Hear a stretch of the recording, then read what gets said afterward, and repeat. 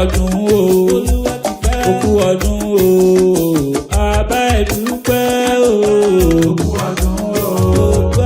òkú ọdún o àbá ẹ̀dúpẹ́ o ọba àdániwáyé. àpáta dé.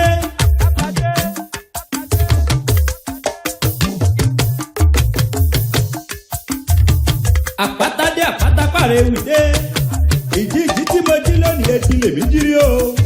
Àjọkẹ́ Bolúwatifẹ́ ló sọjọ́ òbí àmọ́ bí ọjọ́ rẹ wà láàrin obìnrin apọ́nbẹ́pọ̀ rẹ abẹ́yí funfun bí ìjẹfun abojú yoyoyo bí iná alẹ́ àrímọ̀lẹ́ lọ àwọ̀ padà sẹ́yìn onígbàgbọ́ òdodo ìyá mi náà ó ló sọjọ́ ìbí ẹ̀ ó dóbẹ́ nílẹ̀ ó dára lẹ́wà bí ọ̀ṣun ṣé bẹ́ẹ̀ rí bọ́mọdé òṣèré ti rẹwà bí èbí ọmọ òṣèré olóbì ṣèké ọmọ òṣèré olóbì ṣẹ̀fà ọmọ òṣèré olóbì sẹ̀ńtìlógún lẹ́ o ọmọ arọ́pọ̀ ńládọ́bìsì gẹ́gẹ́ lóbi bá wọn rìn lókìtì ẹ̀fọ̀n ìjìṣà tó kúrò lú olóbì ká àjẹpọ̀wọ́rà ń díẹ̀ lọ́mú ọmọ olóbì ọ̀wọ́wọ́ ti wọ́ ọmọ olóbì ọ̀wọ́wọ́ ti wọ̀ èyí tó bẹ́tẹ̀ ni ní wọ̀sápẹ̀ ni èyí tó bẹ́tẹ̀ ni awọ̀ nù tó kẹ́ràn nù tó lè rómù jẹ èmi ò ní bá gbá jìjà ní kí mọ́jọ́bì tó gbé kákáká ọlọ́jọ́ ìbí èmi bàbá tí kìnnà bàbá tiẹ̀ ti fún ni lówó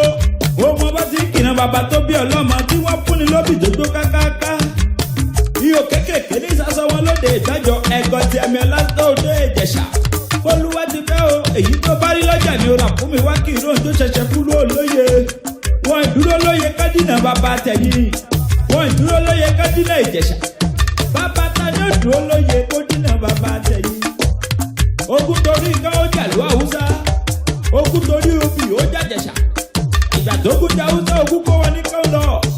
ìgbà tó kú jàjẹ̀ṣà ogun òníwọ̀n lóbi kó lọ ọlọ́jọ́ wọn dá kọ̀jọ̀kọ̀jọ̀ ọmọ bílàálù ọmọ arímọ̀rọ̀ níjẹ̀ṣà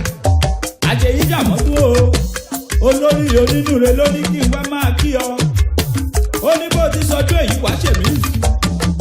ọdọọdún ní sápò òrùwé ọdọọdún lérùwá wà ọdọọdún ló mọ̀ bẹ ìran ọbẹ̀ níbẹ̀ sú àtẹ̀pẹ́lẹ́sẹ̀ rẹ̀ ń tẹ̀nà òrẹ́jẹ́ kó o palayé o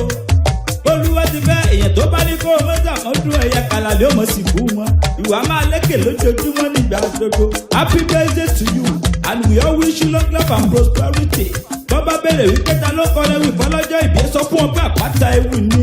tó bá fẹ́ kàn sí mi ẹni kí wọ́n pè mí sórí nọ́mbà sáìdì tọ̀dọ̀ tèmi mo gbéra pa ó di bí tá a forí mi